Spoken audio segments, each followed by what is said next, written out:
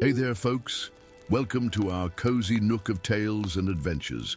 Today, like every episode, we're unlocking the doors of imagination to explore new worlds, meet fascinating characters, and experience unique emotions. I promise to take you on an unforgettable journey through the power of words. So get comfy, grab your favorite drink, snuggle into that perfect spot, and get ready to lose yourself in a new story. Leave the outside world behind for a while and dive with me into the depths of storytelling. If you enjoy our content and want to support the channel, consider hitting the subscribe button and giving the video a thumbs up. Now, without further ado, let's dive into today's story. The fissure in reality pulsed with an otherworldly light, casting long shadows across the chamber of vigilance. Massive pillars of obsidian, etched with runes that glowed with suppressed power, formed a perfect circle around the rift, a wound in the fabric of existence that had bled strange energies into Moria for millennia. Against this eldritch backdrop, the Abyss Guard stood eternal watch, their silver and midnight blue armor absorbing and reflecting the shifting illumination in hypnotic patterns. These were not common soldiers, but specially chosen warriors, sworn to contain whatever horrors might emerge from the dimensional tear that hung suspended in the heart of their ancient fortress. Commander Seraphina Dawnbringer moved with practiced grace across the chamber's intricate floor mosaic, a complex binding circle formed of precious stones and rare metals that reinforced the magical barriers containing the rift. 20 years of service had etched fine lines around her eyes, but had done nothing to diminish her vigilance or the piercing intensity of her gaze. The hilt of Void's edge, her legendary sword, said to have been forged from a fallen star and tempered in the blood of beings from beyond the rift, rested comfortably against her hip. "The barrier fluctuations are increasing again," she noted, addressing her second-in-command without turning. "The third time this month." Corvus Nightshade, tall and imposing with eyes the color of storm clouds, nodded grimly. Where Seraphina was light and precision, he was shadow and brutal efficiency. The readings from the wardstones confirm it. "Something is testing our defenses, Commander." "Or someone," Seraphina murmured, her fingers tracing one of the ancient runes carved into the nearest pillar. "Summon the senior officers. I need to show you all something I've discovered." Before Corvus could respond, a tremor shook the chamber. The light emanating from the rift flared blindingly, sending the guards scrambling to their defensive positions. When the illumination subsided seconds later, Commander Seraphina lay motionless on the stone floor, strange luminescent symbols crawling across her exposed skin like living things. "Commander!" The cry came from Ilara Moonshadow, Seraphina's young apprentice, who rushed forward only to be restrained by Corvus's iron grip. "I'd stand back," he ordered, his voice leaving no room for disobedience. "We don't know what those markings are." The fortress healer was summoned, ancient tomes consulted, but nothing could be done. Commander Seraphina Dawnbringer was declared dead, though her body showed no wounds, and her skin remained warm to the touch. The mysterious runes continued their slow migration across her flesh, pulsing in rhythm with the dimensional rift. "She will be honored as befits a commander of the Abyss Guard," Corvus announced during the somber gathering that followed. His voice echoed through the vaulted hall where generations of guards had taken their oaths of service. "And I shall assume command, as is our tradition, until the Council of Mages sends a replacement." Ilara stood apart from the others, her posture rigid, her eyes never leaving the ceremonial bier where Seraphina's body lay in state. Something felt wrong about all of this. The commander had been about to reveal something important, something she had discovered, and now she was gone. When darkness fell and the fortress grew quiet, Ilara slipped silently into the chamber where Seraphina's body awaited tomorrow's funeral rites. The runes on the commander's skin now glowed brighter, casting eerie patterns on the stone ceiling above. "What were you trying to tell us?" Ilara whispered, her slender fingers hovering just above Seraphina's forehead, where the strangest of the symbols pulsed with increasing urgency. The moment her fingertips made contact, Seraphina's body dissolved into countless motes of shimmering light that swirled upward like a constellation come to life, then streamed toward the rift chamber with purposeful direction. Ilara followed, her heart pounding, knowing she had just witnessed something impossible, something that would be considered heresy if reported. In the chamber of vigilance, the particles of light that had been Seraphina were drawn inexorably into the dimensional tear, vanishing into its swirling depths, and for just a moment, as the last of the light disappeared, Ilara could have sworn she saw her mentor's face in the rift, mouth moving as if trying to communicate. "She's alive," Ilara breathed, the revelation striking her with absolute certainty. "She's beyond the rift." The following days passed in a blur as Corvus consolidated his power. New protocols were implemented, restricting access to the rift chamber. Guards previously assigned to outer perimeter duty were now stationed directly around the dimensional tear, and ancient artifacts that had been sealed in the fortress vaults for generations were brought out for study. Ilara watched it all with growing suspicion, carefully maintaining a facade of dutiful mourning while secretly searching for answers. In Seraphina's private quarters, hidden behind a loose stone in the fireplace, she discovered a journal written in a cipher the commander had taught her years ago. The Abyss Guard was founded not to protect Moria from what lies beyond the rift, but to prevent what lies beyond from returning to our world. One entry read, The beings on the other side are not invaders, but exiles, the original founders of the Guard, transformed by their exposure to the energies of the void dimension. They seek to return, and certain factions within our own ranks wish to aid them, believing their promises of shared power. Ilara's blood ran cold as she continued reading, learning of Seraphina's discovery that the Guard itself had been infiltrated generations ago by a splinter faction devoted to the exiled founders. They called themselves the Void's Children, and according to Seraphina's investigations, they were led by someone high in the Guard's command structure. With this knowledge burning in her mind, Ilara sought out the one person who might help her, Thorn Ravencrest, a former member of the Abyss Guard who had been cast out 3 years earlier for delving into forbidden knowledge of the Rift. Finding him wasn't difficult. He lived as a recluse in the lower districts of Moria, trading arcane insights for coin. "I wondered when one of you would come looking for me," the ex-guard remarked, when Ilara appeared at his door.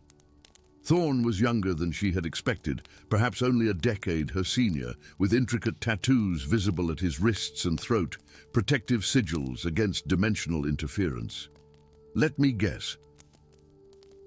Seraphina finally found proof of what I tried to warn her about years ago, and now she's gone. You knew. I suspected.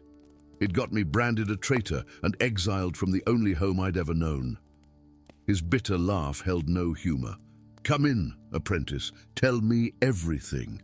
Through the night, they pieced together what had happened. Thorn's research had led him to discover ancient texts describing the true purpose of the rift. Not a tear in reality that needed guarding, but a deliberate construction created to exile beings who had become corrupted by their experimentation with void energies. These beings, the original founders of the Guard, had established a secret cult within the organization before their exile, ensuring their eventual return. Adieu the runes on Seraphina's body, Thorn explained, sketching symbols that matched what Ilara had seen.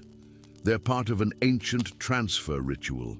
Her consciousness has been pulled into the void dimension, while her physical form was converted to pure energy. She's not dead. She's the first sacrifice in a ritual that will weaken the barriers enough for the exiles to return.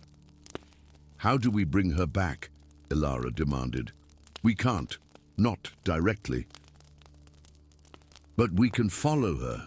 Thorn's eyes gleamed with a dangerous light. I've spent 3 years developing a method to safely traverse the rift. With your help, we might just survive the journey. Their plan was desperate and fraught with risk.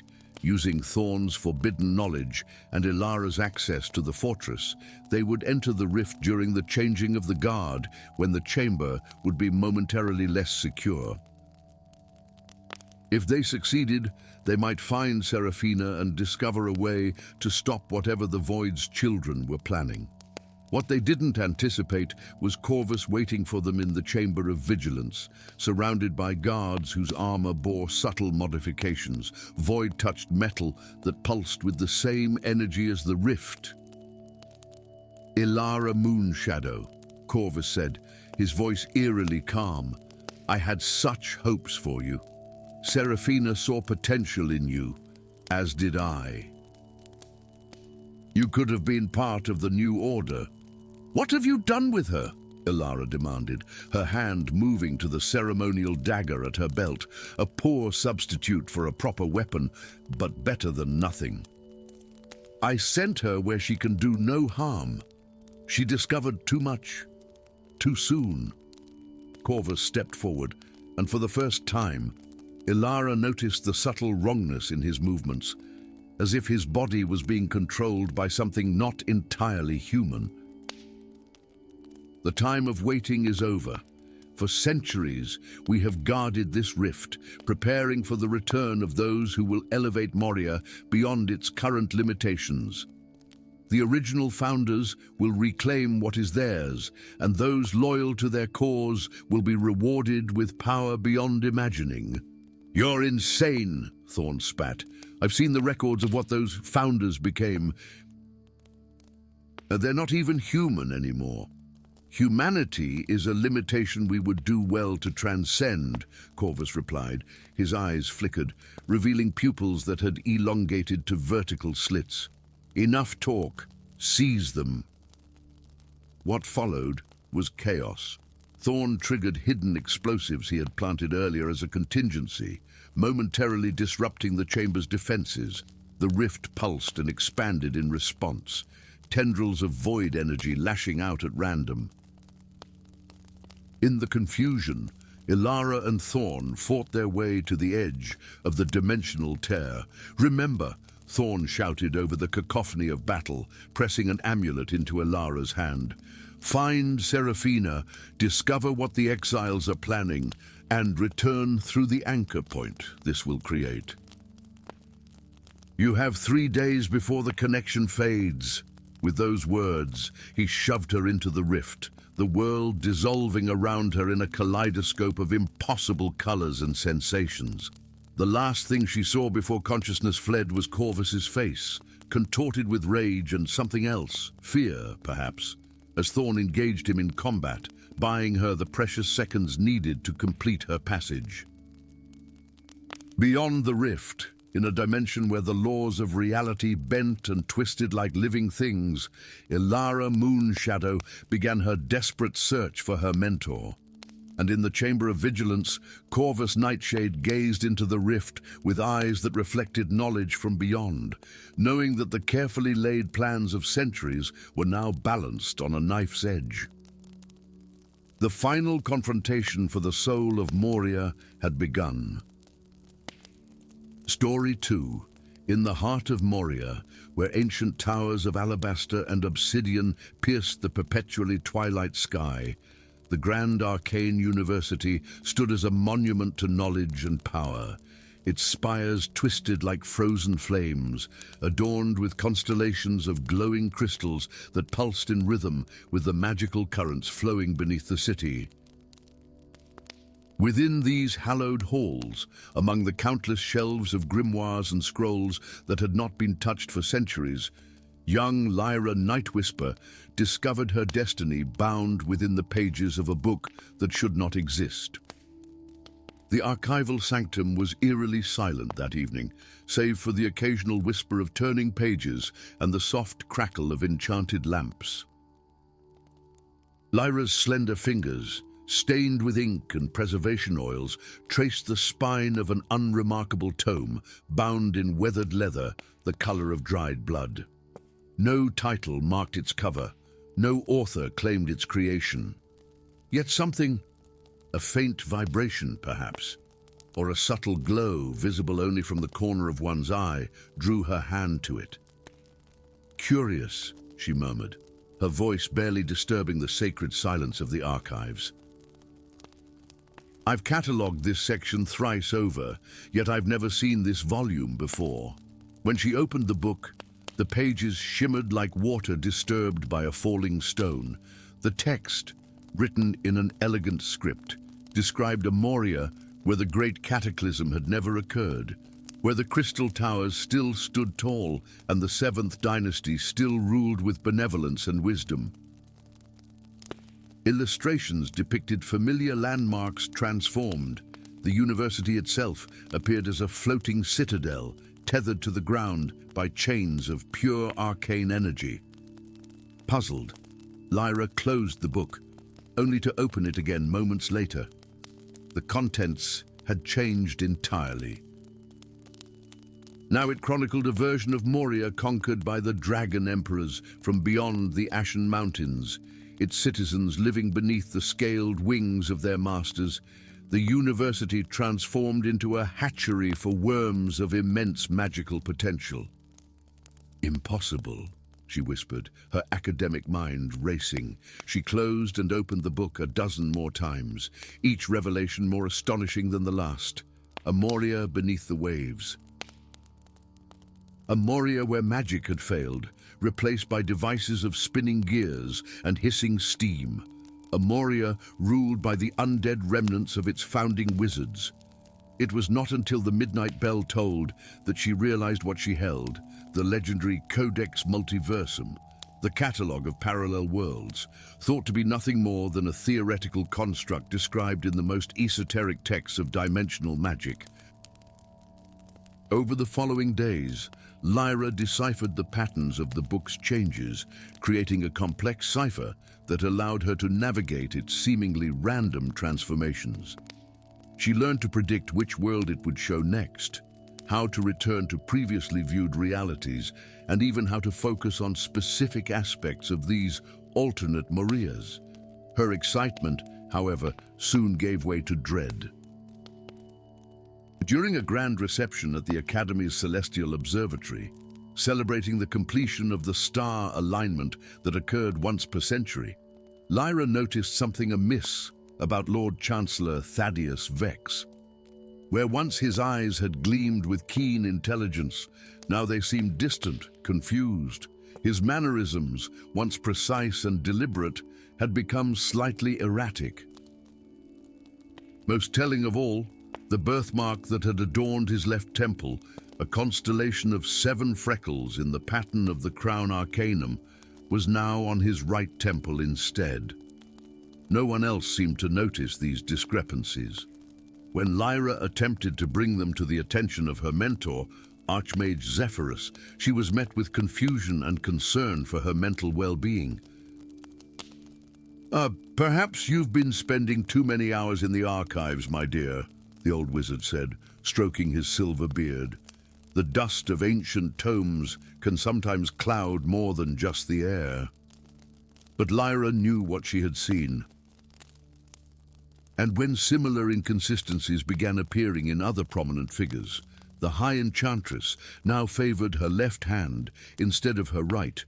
The Master of Elements suddenly developed an aversion to fire when he had once been renowned for his pyromancy.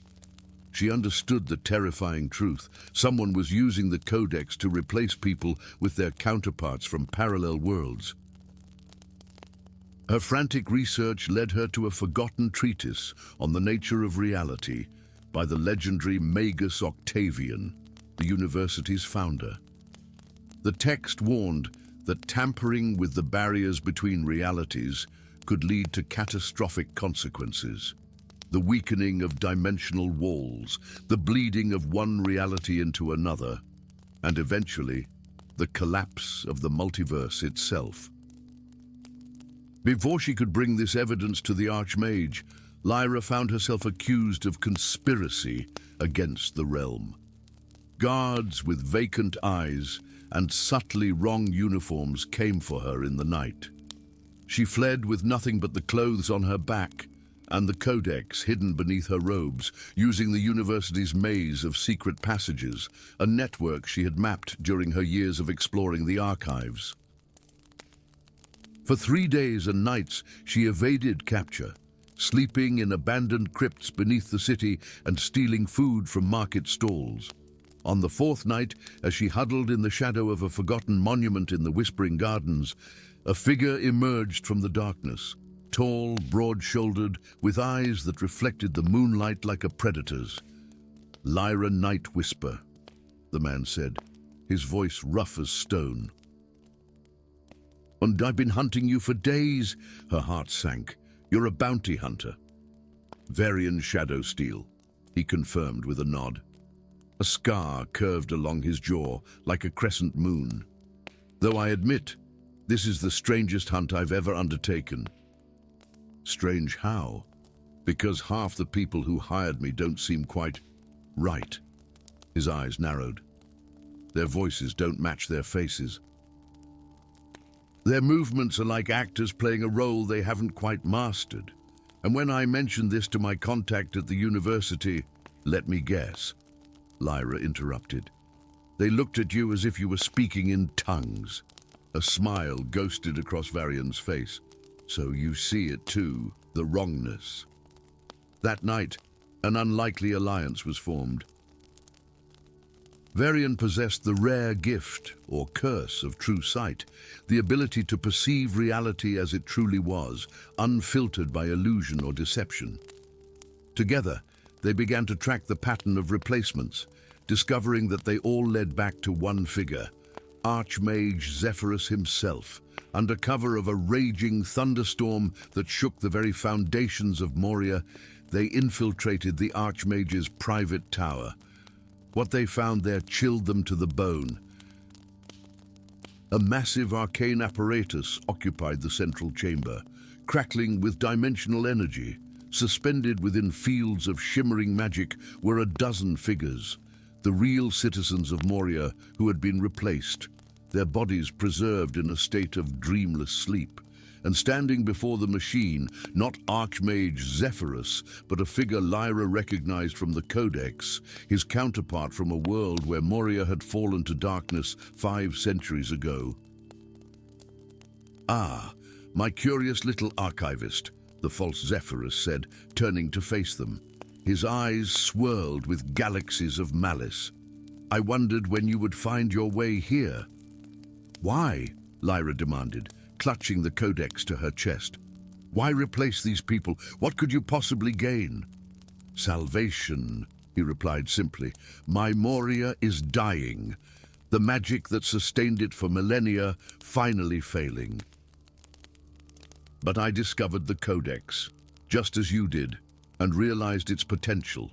Each replacement strengthens the connection between our worlds, thinning the veil that separates them." "You're trying to merge the worlds," Varian realized, his hand moving to the enchanted blade at his hip. "Not merge," the false Archmage corrected. "Consume. My world will absorb the essence of yours, and of all the others I've connected through my agents across the multiverse. One perfect Moria will remain, mine to rule, sustained by the magical energy of 1,000 devoured realities." What followed was a battle that transcended the physical. As Varian engaged the false Archmage in combat, blades clashing against shields of pure magical force, Lyra used the Codex to counter his dimensional manipulation. For each spell he cast, She found a world where such magic had been countered and brought that knowledge into their reality. The tower shuddered around them, windows shattering as dimensional energies surged and collided. In a desperate gambit, Lyra opened the codex to a specific page, one showing a Moria where magic itself was anathema, a dead zone where arcane energies simply ceased to function. As the essence of that reality leaked into the tower, the false archmage's spells faltered. The apparatus containing the kidnapped citizens flickered and failed, releasing them from their magical prison. Varian seized the moment, driving his blade through the imposter's heart. But victory came at a cost. The dimensional instabilities had grown too severe, threatening to tear Moria apart. With the original citizens restored but still unconscious, Lyra realized there was only one solution. The book must be sealed, she told Varian, tears streaming down her face, and I'm the only one who knows how. Using knowledge gleaned from countless versions of Moria, Lyra enacted an ancient ritual. The codex began to absorb the dimensional rifts, drawing the fractured energies back into its pages. But the process required an anchor, a consciousness, to serve as the guardian of the multiverse it contained. "Find me," were Lyra's last words to Varian as she pressed her hands against the book's open pages. Her body dissolved into motes of golden light, drawn into the codex as it sealed itself shut. In the days that followed, as Moria returned to normal and the replaced citizens gradually readjusted to their rightful reality, most forgot the strange inconsistencies they had briefly perceived. The incident was recorded in university records as a failed magical experiment by a rogue archivist. Only Varian remembered the truth. And on quiet nights, in the deepest recesses of the archival sanctum where he now worked as a guardian, he would sometimes open the codex, now appearing as an ordinary book of fairy tales to anyone else, and glimpse Lyra moving between worlds, ensuring the barriers remained strong, watching over the infinite versions of Moria from within the library of forgotten worlds.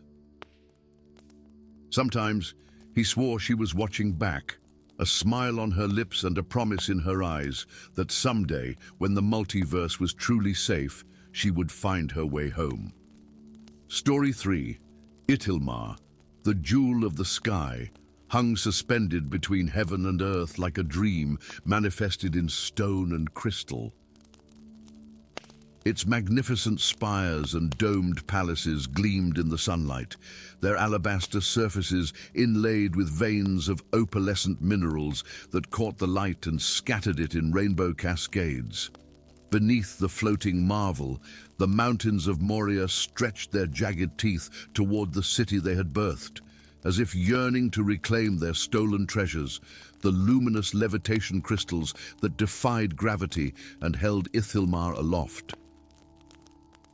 In the crystal chamber at the heart of the city, Ayla Lightweaver stood, with his hands outstretched over the seat of ascension, a massive crystalline formation where 12 primary levitation crystals pulsed in perfect harmony. As guardian of the crystals, a position passed down through 15 generations of his family, he alone possessed the ability to commune with these mysterious stones, to feel their rhythms and soothe their occasional dissonance. "Something troubles you today, doesn't it?" he murmured to the largest crystal, an impressive specimen the size of a man's torso that glowed with a blue-white radiance.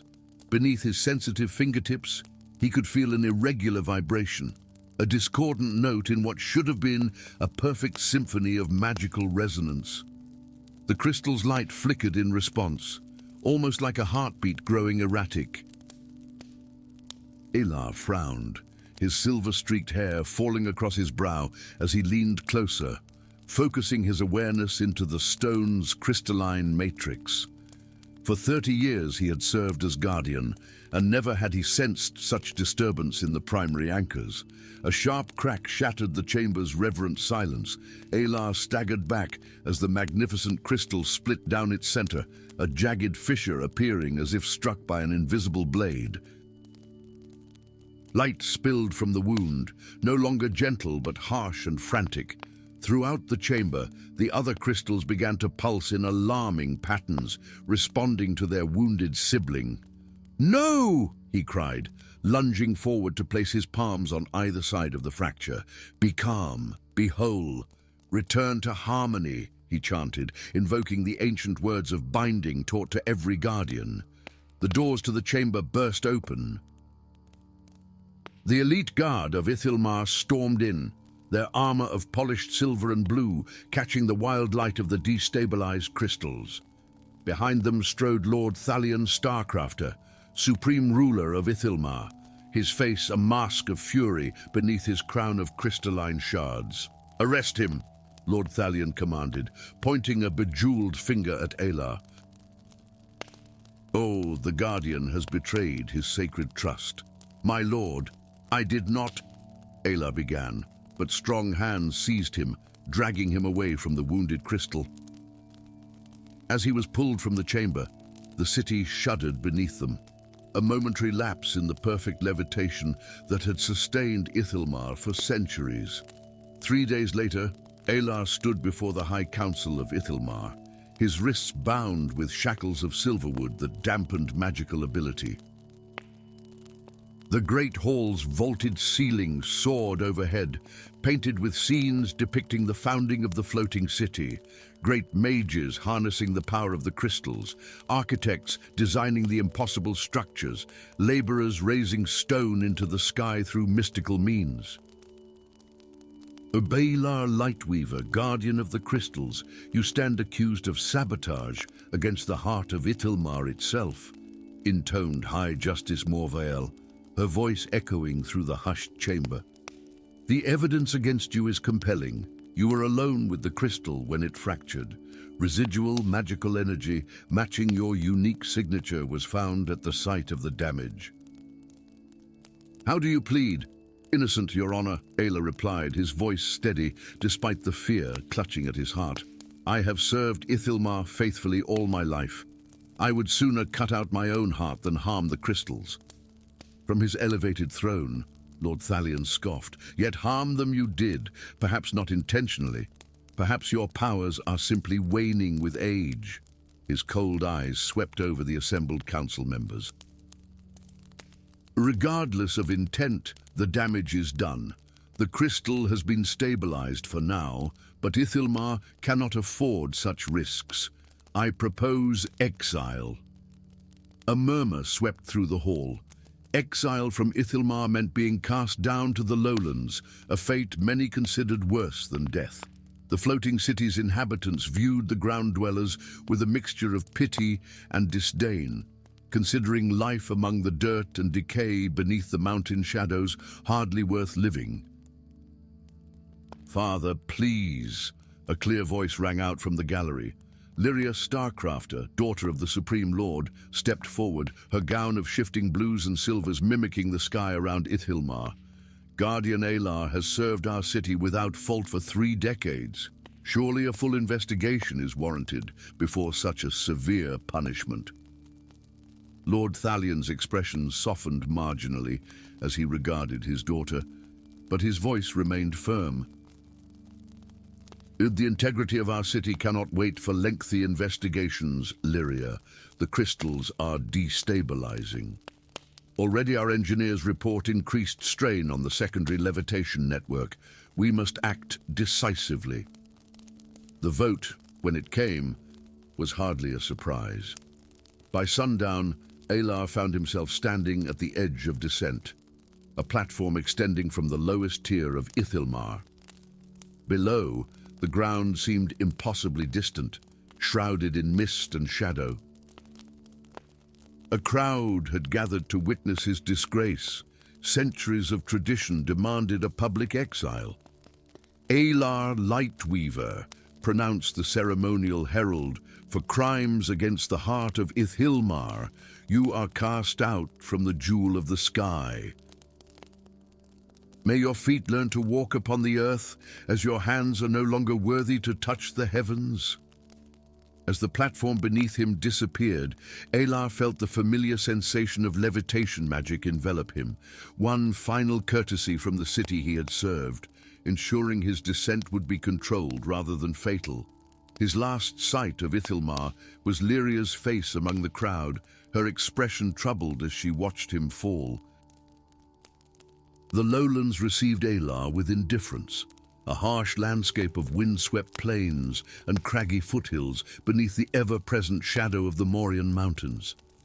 For weeks he wandered, sustaining himself with foraged roots and the occasional charity of ground-dwellers who recognized his Ithilmarian garb. Always, he kept his gaze turned upward to the floating city, visible only as a distant gleam against the blue sky, like a star that had forgotten to fade with the dawn. It was during his 3rd month of exile, as he sheltered from a bitter mountain storm in the lee of a massive boulder, that Alar discovered the entrance to the tunnels. Half hidden by scrub and debris, the opening might have remained unnoticed had a flash of lightning not illuminated the ancient runes carved around its arch, symbols similar to those found in the oldest texts of the Crystal Guardians. Curiosity overcame caution. Taking a branch from his meager fire as a torch, Alar ducked into the passage, following its winding course deeper into the mountain. The tunnel walls were smooth, unnaturally so, as if melted rather than carved, and embedded at regular intervals were tiny crystals that glowed with a pale light when his torch approached.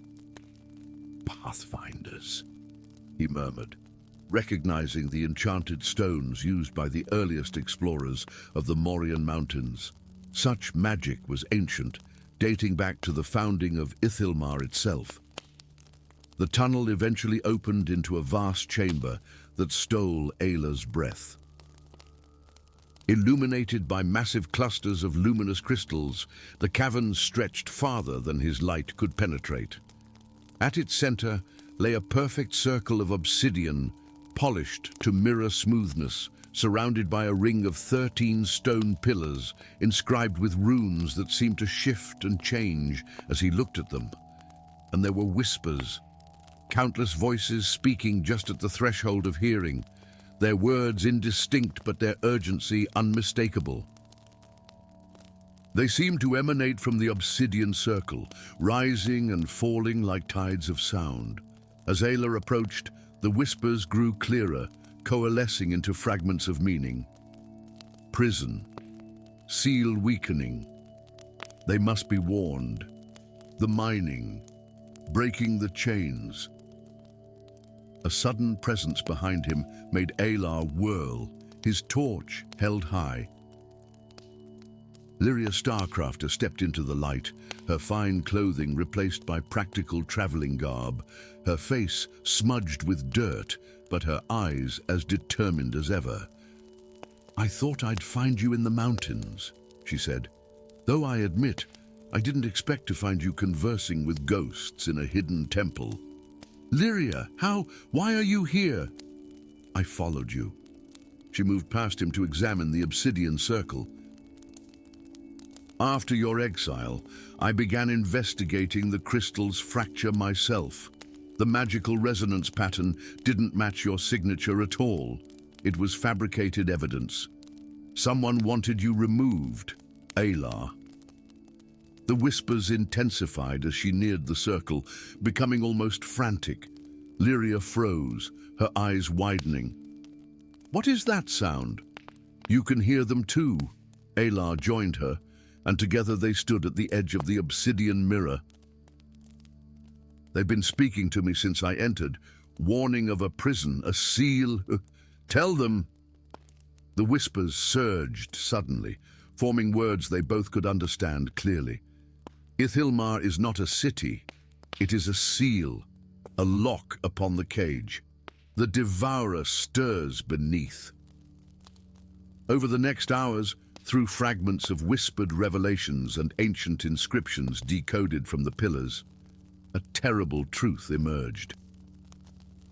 Ithilmar had not been raised into the sky as a triumph of magical engineering, but as a desperate measure to contain an ancient entity, the devourer of worlds, that slumbered beneath the mountains.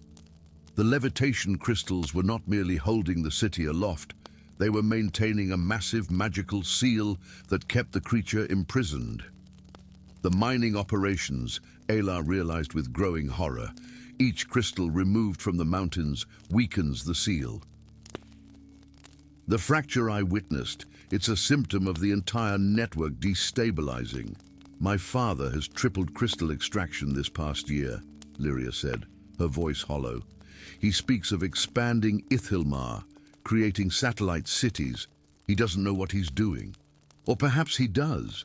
Ayla's expression darkened. Someone tampered with that crystal, Lyria.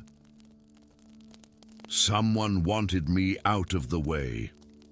Their search of the chamber eventually revealed a hidden alcove containing a single book bound in metal and crystal, the true history of Ithilmar's founding, recorded by the original mages who had imprisoned the Devourer.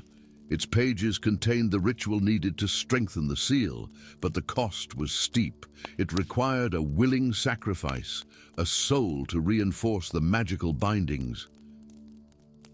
We must return to Ithilmar, Lyria declared, closing the ancient tome. We have to convince my father, show him this evidence. And if he's part of this? The book mentions a cult, the Awakeners, who sought to free the Devourer, believing it would grant them godlike powers. Lyria's hesitation lasted only a moment. Then we'll find allies who will listen. The truth must be known, whatever the cost. Their return journey to Ithilmar was fraught with danger, not just from the harsh terrain, but from pursuers who seemed to anticipate their movements. Twice they narrowly escaped ambushes by hooded figures bearing the sigil of a broken crystal. The Awakeners were real, and they were hunting. Using secret passages known only to the royal family, Lyria smuggled Elar back into Ithilmar. The city they returned to was changed. An atmosphere of tension hung in the air, and the subtle vibration that had always been part of life in the floating city had become a noticeable tremor. In the dead of night, they made their way to the crystal chamber, intending to examine the damaged crystal more closely. Instead, they found Lord Thalion and a circle of Ithilmar's most prominent nobles gathered around the seat of ascension, chanting in an ancient tongue as they placed their hands upon the fractured crystal. "The final binding weakens," Lord Thalion intoned, his voice transformed, deeper and resonating with unnatural power. "Soon the Devourer will rise, and those faithful to its awakening shall become as gods among the remnants of this world." "Father!" Lyria's anguished cry cut through the chanting. "You don't understand what you're doing!" The ritual faltered as the cultists turned to face the intruders. Lord Thalion's eyes widened first in shock, then narrowed in cold fury. "And my daughter and the disgraced guardian," he said, his voice returning to normal, though threaded with contempt. "How fitting that you should witness the culmination of plans centuries in the making. Our ancestors imprisoned a god, thinking themselves righteous. We shall undo their foolishness and reap the rewards of true vision." "The Devourer is no god," Ayla countered, stepping forward with the ancient book held before him like a shield. "And then it is a being of pure consumption that will destroy everything, Ithilmar, Moria, perhaps the entire world. Your ancestors understood this. That's why they built this city, not as a monument to their greatness, but as a prison to protect all life." For a moment, doubt flickered across the faces of some nobles. Lord Thalion saw it too and laughed harshly. "Pretty lies," he dismissed. "The Guardian spins tales to reclaim his lost position." Seize them! Chaos erupted in the chamber. Guards loyal to Thalion moved to capture Alar and Lyria, while the fractured crystal pulsed with increasing intensity, sending shockwaves through the entire chamber. The floor beneath them trembled as Ithilmar itself seemed to groan in distress. In the confusion, Alar fought his way to the seat of ascension. Placing his hands on the damaged crystal, he began the incantation described in the ancient book, the ritual to strengthen the seal. Lyria battled to his side, defending him from the guards with unexpected skill, a small dagger flashing in her hand. "You need a willing sacrifice," she shouted above the din. "Alar, I can't let you—" "The Guardian's life and power have always been bound to the crystals," he replied, his voice serene, even as his body began to glow with the same light as the levitation stones. "It was always meant to be me." As the ritual reached its crescendo, the chamber filled with blinding light. Alar's physical form began to dissolve, transforming into pure crystalline energy that flowed into the fractured stone, healing its wounds and reinforcing its structure. The whispers that had guided them in the cavern below now filled the air around them, but transformed into a harmonious chorus. The Guardian returns to the heart of Ithilmar, as it was and shall be. When the light faded, the seat of ascension gleamed with renewed vigor. Where the fractured crystal had been, now shone a perfect specimen with a faint silhouette visible at its core, the essence of Alar, preserved within the very heart of the city he had served. Lord Thalion and his cultists found themselves bound by shackles of crystalline light, their powers neutralized.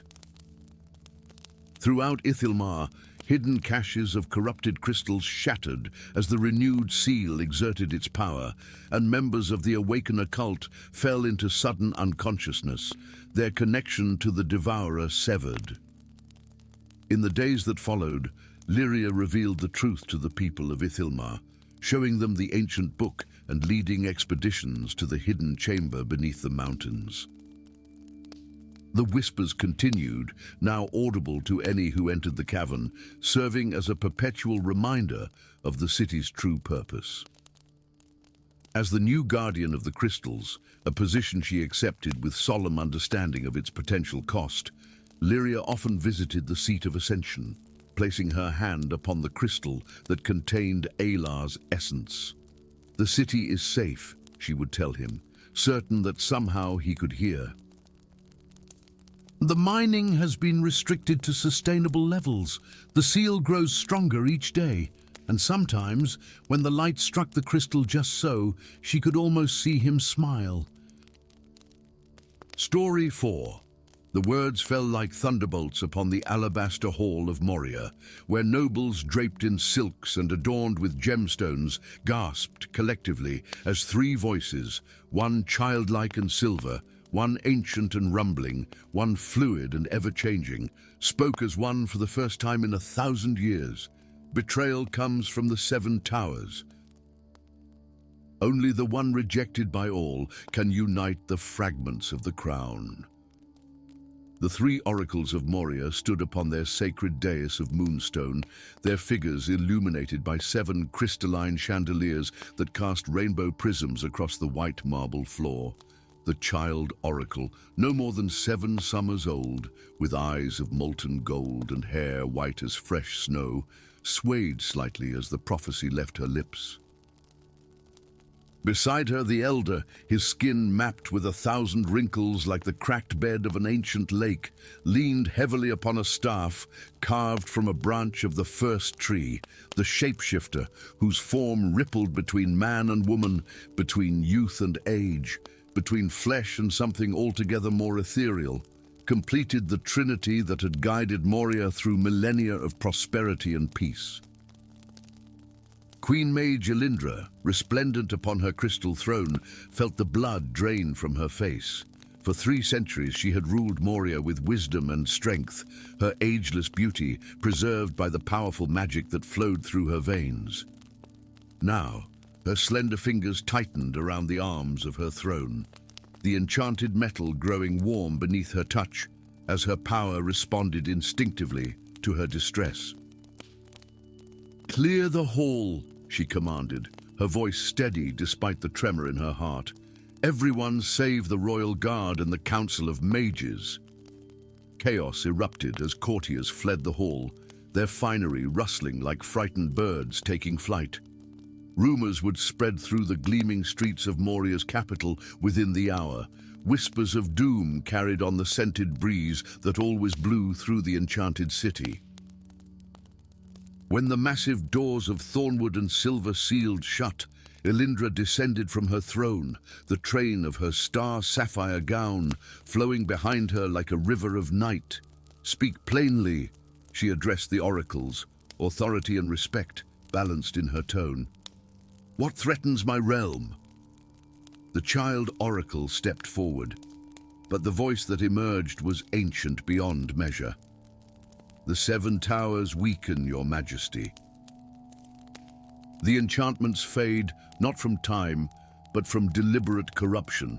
The seven towers of Moria, Argentum, Solaris, Nocturne, Terralith, Aquamar, Zephyrium, and Ignilux stood at strategic points around the kingdom's borders, each housing a powerful magical artifact that together created an impenetrable barrier against invasion. For as long as histories had been recorded, they had stood as silent sentinels, keeping Moria safe from the dark forces that lurked in the wastelands beyond. "Impossible," declared Archmage Valerian, his silver beard quivering with indignation. "The towers are maintained by our most skilled mages. Any tampering would be detected immediately." The shapeshifter laughed, the sound shifting from a child's giggle to an old woman's cackle. "And not if the corruption comes from within, woven so subtly into the original enchantments that it appears as part of the design." Elindra's mind raced. The prophecy spoke of betrayal, of crowns shattered and reunited.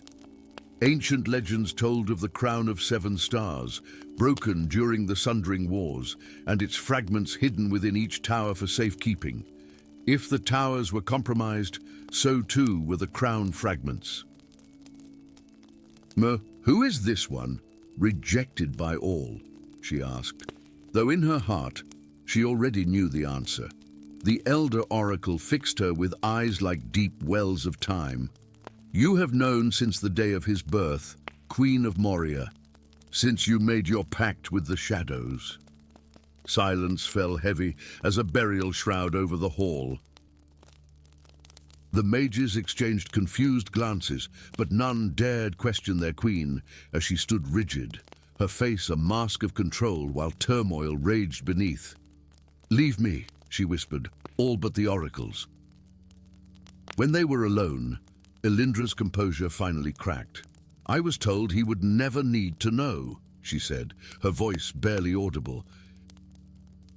"That he could live his life in peace, unaware of his heritage."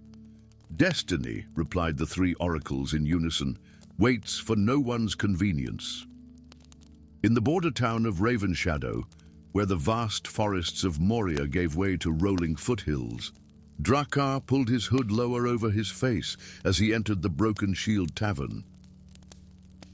Despite his precautions, conversations dimmed as patrons noticed his hulking frame and the glimpse of greenish skin visible beneath his cloak.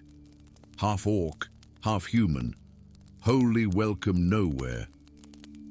He claimed a corner table, back to the wall, and nursed a tankard of ale while waiting for the tavern to forget his presence. 30 years of existence had taught him patience, if nothing else. Born among humans who feared his orcish strength and temper, rejected by orcs who smelled the weakness of human blood in his veins, Drakkar had forged a solitary path as a tracker and monster hunter for villages desperate enough to overlook his heritage. "The Queen's messenger was asking for you earlier." The voice belonged to Mira, the tavern keeper, one of the few in Ravenshadow who treated Drakkar with something approaching respect. Her weathered face betrayed nothing as she wiped down his table with practiced efficiency. "The Queen," Drakkar scoffed, revealing tusks that protruded slightly from his lower lip. What business would the radiant Elindra have with a half-breed outcast? Mira leaned closer, her voice dropping to a whisper.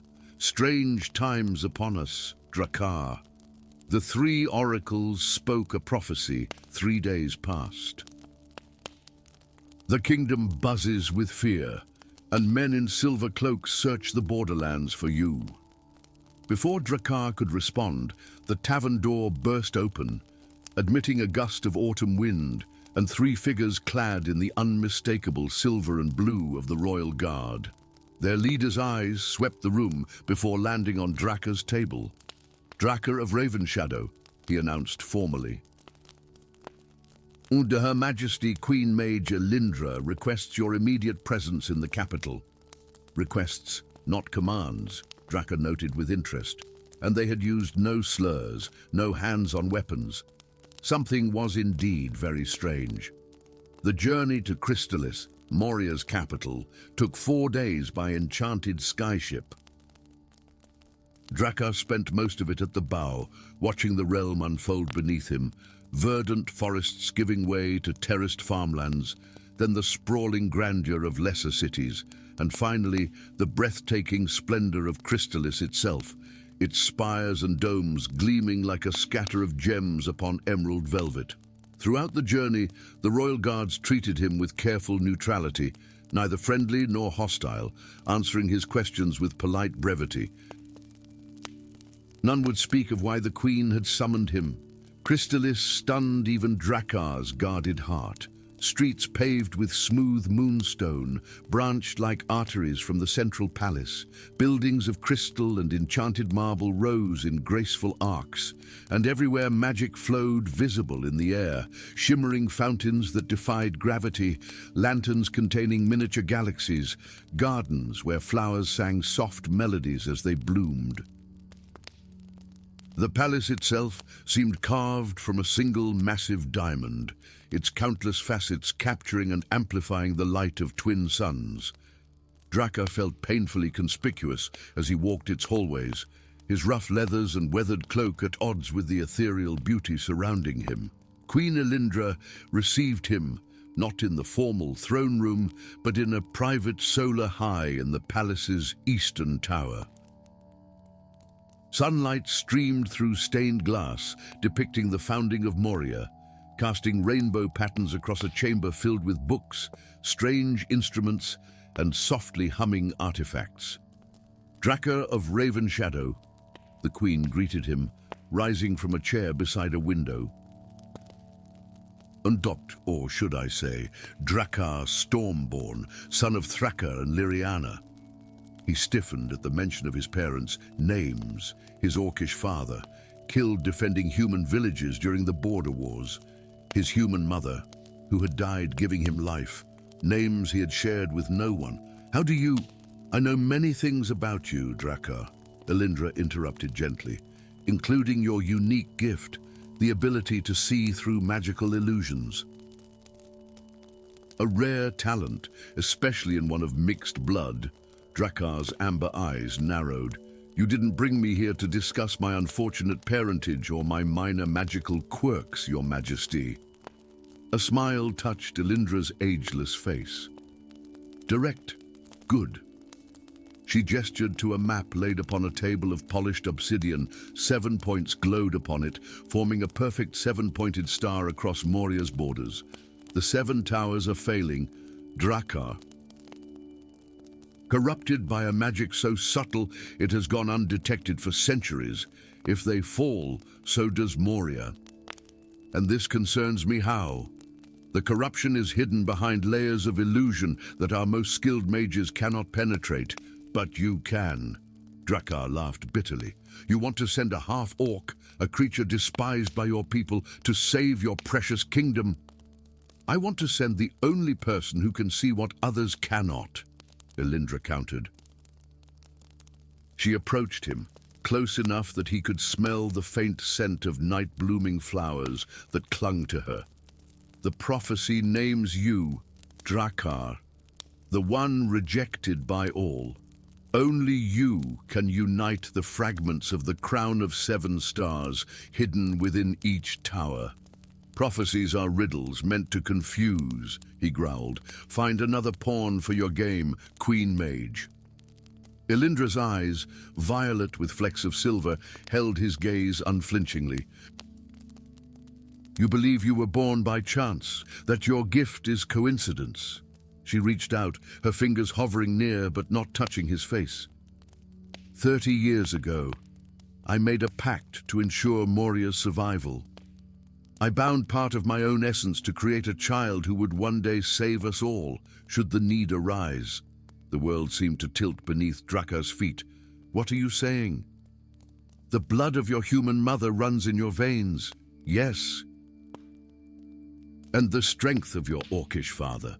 But the magic that allows you to see truth behind illusion, that comes from me, Drakkar, not as your queen, but as your creator. Dawn painted the eastern sky in shades of fire as Drakkar stood before the first of the 7 towers, Argentum, the silver sentinel. Its smooth metallic surface reflected the sunrise in blinding flashes, its height stretching impossibly toward the heavens. According to legend, it had been raised in a single night by the 7 architects, the mage builders who had founded Moria after the Sundering Wars. The Queen's revelation had left him reeling, filled with anger and confusion. Yet here he stood, drawn by curiosity as much as by the strange sense of purpose that had awakened within him. If Elindra spoke truth, if he was indeed created rather than born, what did that make him? And why did the thought of the 7 towers falling fill him with inexplicable dread? The tower's entrance, a doorway of intricate silverwork depicting scenes from Morian mythology, stood open in apparent welcome. To ordinary eyes, Drakkar knew the interior would appear perfectly maintained, the magical wards strong and vibrant. But as he stepped across the threshold, his unique vision revealed the truth beneath the illusion. Cracks spider-webbed across foundations that should have been impenetrable. The magical runes that powered the tower's defenses were subtly altered, their power leaking away into channels that led somewhere beyond his sight. And etched into the central column, invisible to normal perception, was a symbol he recognized from his nightmares. The devouring worm, an ancient entity said to feed on magic itself. So the Queen was right, he murmured, tracing the corrupted runes with fingers that tingled at the contact. The towers are being sabotaged from within. A whisper of movement behind him was his only warning. Drakkar spun, drawing the iron short sword at his hip in a fluid motion. A figure stood in the shadows, humanoid but wrong somehow, its proportions subtly distorted as if viewed through warped glass. Uldred the half-breed sees, it hissed, its voice like dry leaves rustling. The master warned us one might come who could pierce our veils. Who is your master? Drakkar demanded, blade held steady before him. What do you want with the towers? The creature's laugh scraped against his ears like nails on stone. The fragments called to each other, yearning to be whole again. When the crown of 7 stars is reforged, the old bindings will break, and that which hungers will awaken from its long slumber. It lunged with inhuman speed, fingers elongating into razor-sharp talons that slashed toward Drakkar's throat. He dodged by instinct, his orcish reflexes saving him from disembowelment. His blade struck true, slicing through the creature's midsection. But instead of blood, a shower of glittering dust erupted from the wound. Illusion-made flesh, Drakkar realized, as the creature dissolved into a swirling cloud of sparkling particles, or flesh-made illusion.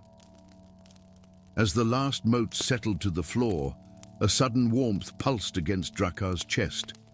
Reaching beneath his tunic, he withdrew a small crystal pendant, a parting gift from Queen Elindra. Previously clear, it now glowed with silver light, pulsing in rhythm with his heartbeat. "Find the fragments," Elindra had told him. "The pendant will guide you, changing color as each fragment is reclaimed." In the central chamber of Argentum, behind a panel that appeared solid to normal sight, but was transparent to Drakar's special vision, he found it. A shard of metal unlike any he had seen before, somehow both solid and fluid, inscribed with runes that shifted and changed as he watched. One fragment of the legendary crown of 7 stars.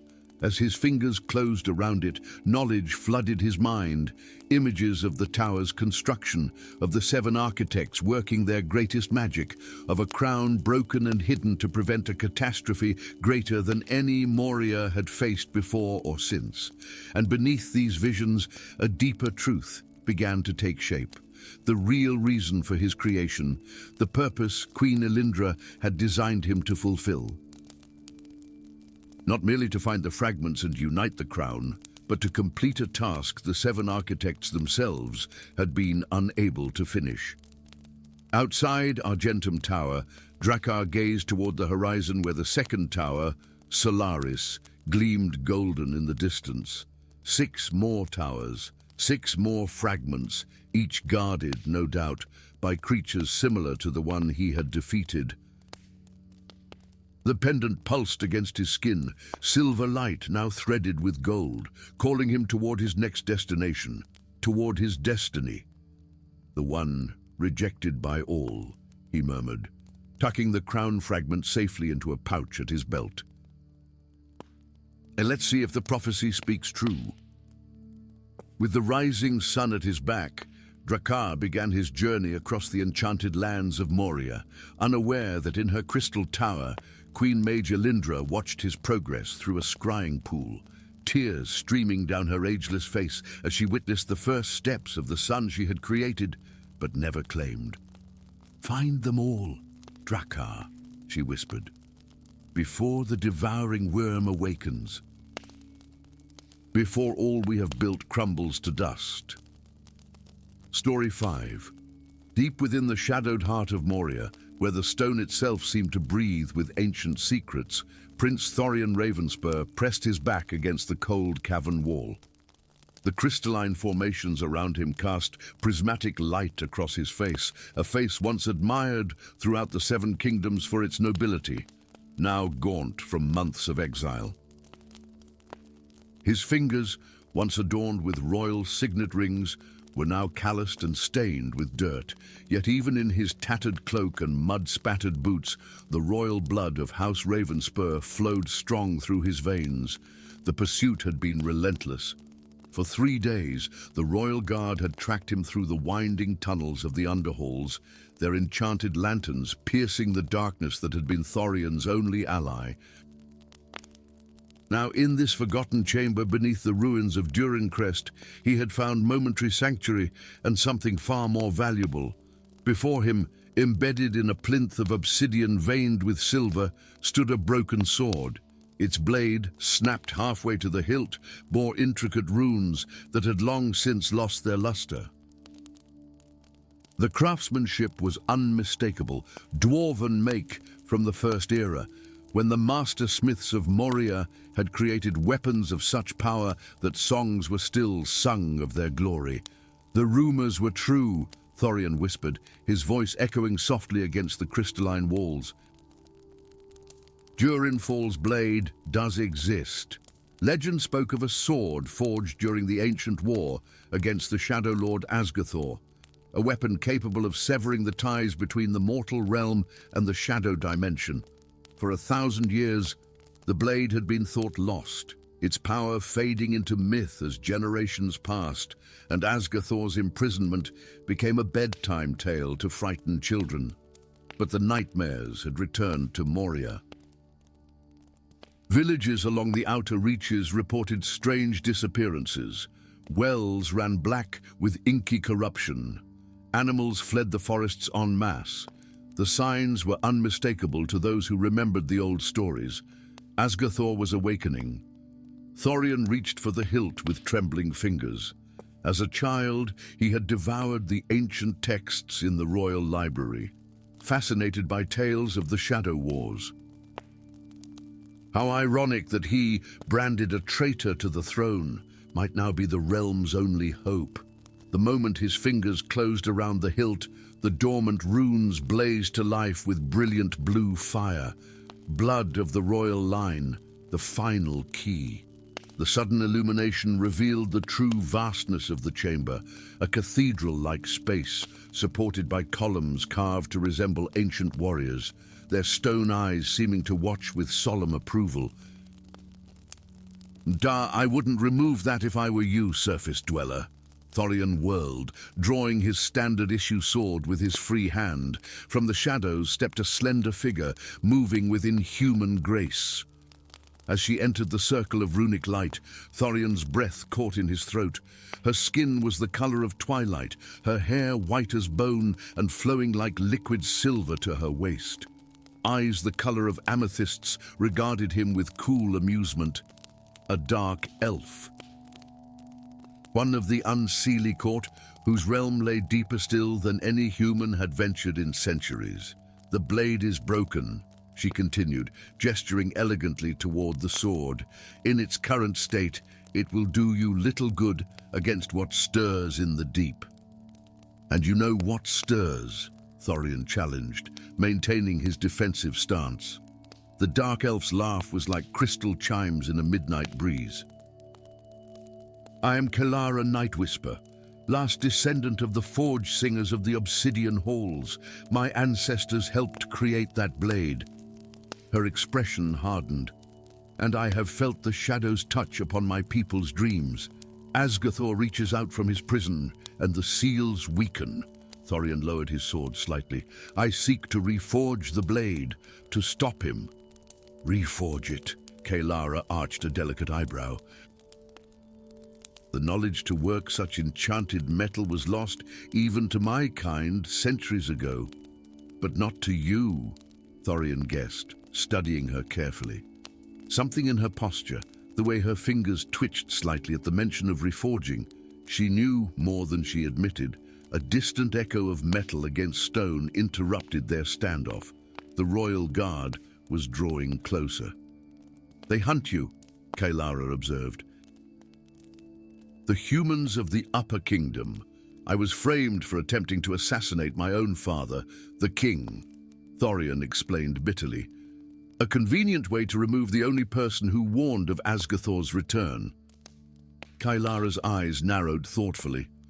Perhaps our causes align then. I possess knowledge passed down through my bloodline, secrets of the forge that might remake what was broken. And you... She gestured to the glowing runes, now pulsing in time with Thorian's heartbeat.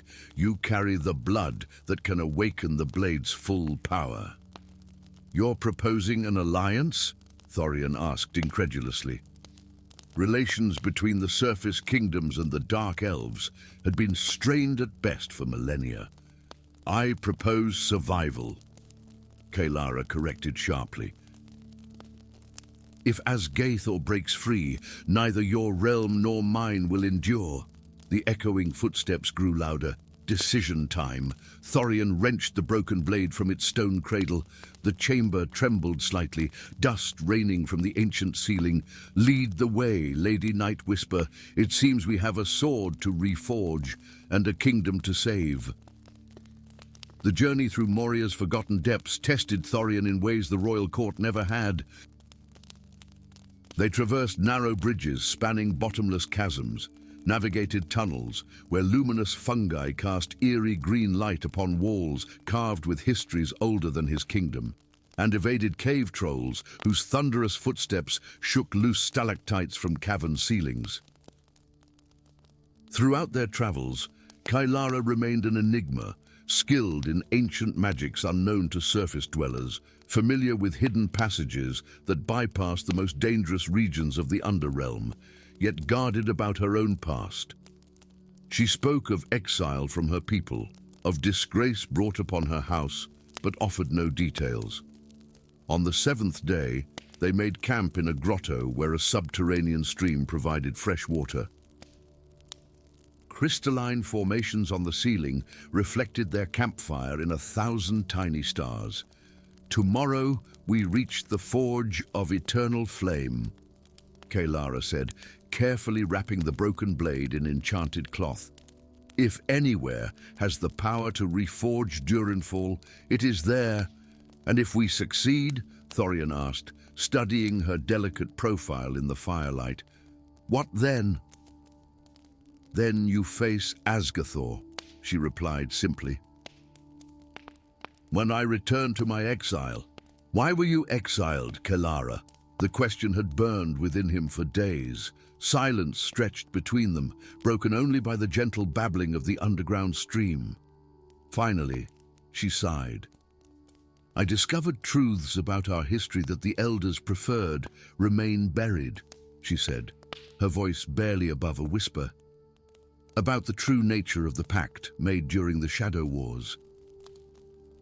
About what Durinfall's blade was really created to do." Thorian leaned forward. "Which is?" Before she could answer, a low growl echoed through the grotto. Both warriors sprang to their feet as shadows detached themselves from the darkness, hulking forms with glowing red eyes and claws that scraped against stone. "Shadow hounds," Kalara hissed, drawing twin daggers of silvery metal. "Asgathor's hunters. They've caught our scent." The battle was swift and desperate. Thorian fought with the precision drilled into him by the royal swordmasters, while Kalara moved like living smoke, her blades trailing arcane energy that caused the shadow creatures to howl in pain.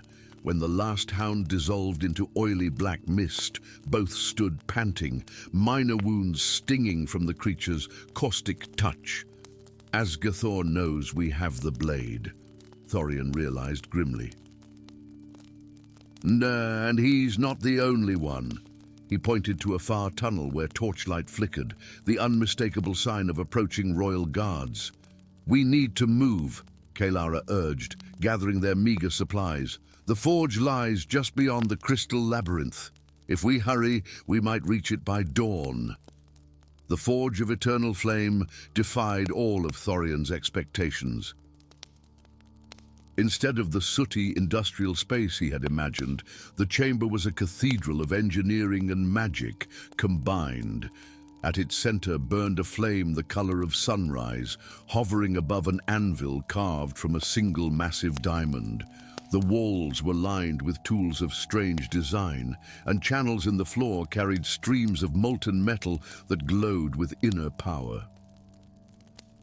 "The last great work of the combined crafts of dwarf, elf, and human," Kalara explained, her voice hushed with reverence, "created in desperation when Asgathor's shadow first fell upon Moria." She directed Thorian to place the broken pieces of Durinfall upon the diamond anvil. The eternal flame leapt higher as the enchanted metal drew near, as if recognizing an old friend. "And now comes the difficult part," Kalara said, rolling up her sleeves to reveal arms covered in intricate tattoos. "The blade requires 3 elements to be reborn: the flame's heat, my people's forgotten songs, and—" She looked at Thorian meaningfully. "My blood," he finished, drawing his dagger without hesitation. "How much?" "More than a drop, less than a life," she replied cryptically. The blade will take what it needs." As Kalara began to sing in a language older than time, her tattoos glowing with arcane energy, Thorian sliced his palm and let royal blood drip onto the broken sword. The eternal flame surged downward, enveloping the blade in a cocoon of living fire. Pain shot up Thorian's arm as the blade seemed to drink from him, drawing not just blood but something deeper. Fragments of memory, emotion, essence. Through the haze of pain, he heard Kalara's song change tone, becoming urgent, warning something was wrong. The flame turned from gold to crimson, then to a purple so dark it was nearly black. Within its depths, Thorian glimpsed a face, stern, crowned, ancient, looking back at him with eyes that held both wisdom and terrible purpose. "Enough!" Kylara cried, breaking her song and pulling Thorian's hand away from the blade. And it takes too much. The flame collapsed inward with a thunderous boom that shook the entire chamber. When the echoes faded and their vision cleared, a sword lay upon the anvil, whole, perfect, glowing with power that made the air around it shimmer like a desert mirage. But it was not as the legends described. Where the original Durin Fall had been silver and blue, this reforged blade was midnight black with veins of crimson running through the metal like blood vessels. The runes along its length no longer glowed blue, but pulsed with dark fire. "What happened?" Thorian asked, his voice hoarse as he cradled his wounded hand. Kylara's face had gone ashen. "The spirit within the blade, it's awake, and it's changed the reforging." "Spirit? What spirit?" "King Durin himself," she whispered, "the blade's creator and wielder. When he fell in the final battle with Asgathor, his essence became bound to his creation. That's the secret the elders kept hidden, the truth I discovered. Durin Fall isn't just a weapon, it's a prison for a spirit as powerful as the one it was forged to defeat." Thorian stared at the sword, transfixed by its dark beauty. "And now? Now it has tasted royal blood again, after a millennium," Kylara replied grimly. "Blood that can sustain it beyond the blade itself." Before either could say more, a contingent of royal guards burst through the main entrance, led by Lord Commander Varric, Thorian's once mentor, now his hunter. "And Prince Thorian," Varric announced formally, "by order of King Ravengard, you are to be returned to the capital for execution." His eyes widened at the sight of the reforged blade. The ancestral weapon, so the rumors were true. Simultaneously, from shadowed alcoves around the chamber, figures emerged, humanoid but wrong somehow, their movements too fluid, their features obscured by writhing darkness. Asgathor's cultists, drawn to the blade's reawakening. Trapped between two enemies, Thorian made the only choice he could. He seized Durin Fall's hilt. Power unlike anything he had ever known surged through him.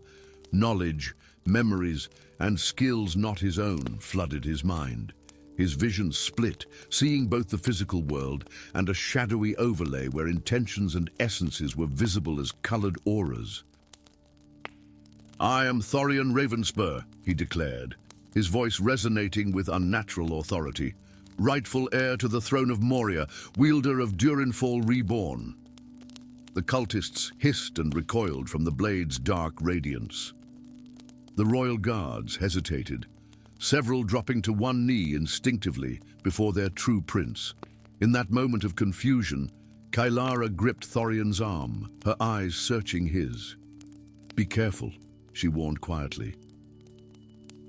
The blade may have been forged to defeat Asgathor, but King Durin had his own vision for Moria, one of absolute rule under his line alone. Why do you think history speaks of the Shadow Wars rather than a single battle? Two powers struggled for dominance, neither wholly light nor dark. Thorian nodded, feeling the foreign presence in his mind, proud, powerful, ruthless in its determination. This was no simple weapon, but a pact with a king from an age of harsher magics and uncompromising rule. "I understand," he told Kylara, before turning to face the twin threats surrounding them. "Dadis, and I choose my own path." With Durin Fall gleaming darkly in his grip and Kylara's ancient magic at his side, Prince Thorian stepped forward to confront not just Asgathor's servants and his father's misguided loyalists, but the will of the ancient king whose spirit now sought to guide his hand toward a new age for Moria, an age that might replace one darkness with another unless Thorian found the strength to master both the blade and the legacy it carried. Story 6. The celestial dance above Moria had begun. 7 stars, dormant for a millennium, now blazed like diamond tears against the velvet sky, forming the legendary crown constellation that the ancient scrolls had foretold. In the highest tower of Emberhold, the fortress city carved into the western mountains, Commander Uldric of the Flame Guardians watched with grim satisfaction as the final star flared to life, completing the celestial pattern. His weathered hands, scarred from countless battles, gripped the stone balustrade. 1,000 years of waiting ends tonight, he whispered to the wind. Behind him, 12 guardians in crimson armor knelt, their ceremonial flame blades casting long shadows across the circular chamber. The crown of the 3 empires will restore what was broken. Far below, in the tangled labyrinth of Shadowcrest City, other eyes watched the same stars with equal hunger. The veiled queen sat motionless on her obsidian throne, her face concealed behind an intricate mask of silver filigree that revealed only her penetrating violet eyes. Acolytes of the Shadow Brotherhood moved around her like wisps of smoke, their whispers forming a hypnotic cadence. "The constellation is complete, Your Majesty," murmured her spy master, Vex, kneeling before her with head bowed. "Our agents report movement from both the Flame Guardians and the Subterranean Kingdom." As expected, the Queen's voice lilted musically, belying the steel beneath. The fools rushed toward destiny without understanding its price. Prepare the Nightshade Division. Deeper still, where sunlight had never touched, King Draconir paced the glittering crystal halls of his subterranean palace. Luminous fungi bathed the cavernous throne room in eerie blue light, reflecting off the scaled armor that had earned him the moniker the Serpent King. His mismatched eyes, one amber, one milky white, narrowed as a tremor shook the delicate crystal formations hanging from the ceiling. "The alignment disturbs the ancient wards," observed High Geomancer Thorn, his fingers tracing glowing runes that hovered in the air. "The way to the Forbidden Valley will open at midnight. Then our excavation teams will be the first to claim the crown."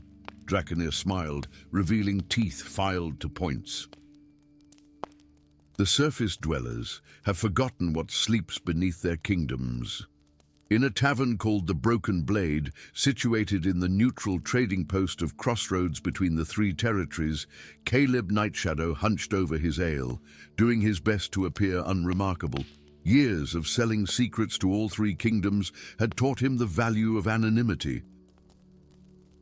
His fingers absently traced the strange mark that had appeared on his palm 3 nights ago when the first star had awakened. An intricate pattern resembling a crown that sometimes glowed with a faint blue light. "You're being watched," came a low voice as a cloaked figure slid into the seat across from him. Despite the hood shadowing her features, Caleb recognized the intense green eyes of Irenia, once a celebrated paladin of the Flame Guardians, before her mysterious exile 5 years prior. "I'm always being watched," Caleb replied with practiced nonchalance, though he subtly shifted to conceal his marked hand. "Comes with juggling employers who'd gladly slit each other's throats, and mine, if they knew the full extent of my business practices." "This is different," Irenia's voice tightened as she leaned forward. "The 3 kingdoms have put aside their usual squabbles. There's a bounty on you now, specifically on the bearer of the crown's mark." Caleb's blood ran cold. He told no one about the strange mark, yet somehow... "How did you—" "Because I bear one too," she whispered, pulling back her sleeve to reveal an identical mark on her forearm. "And because I know what it means. The crown of the 3 empires isn't just a relic of power, Caleb. It's a key." Before she could elaborate, the tavern door burst open.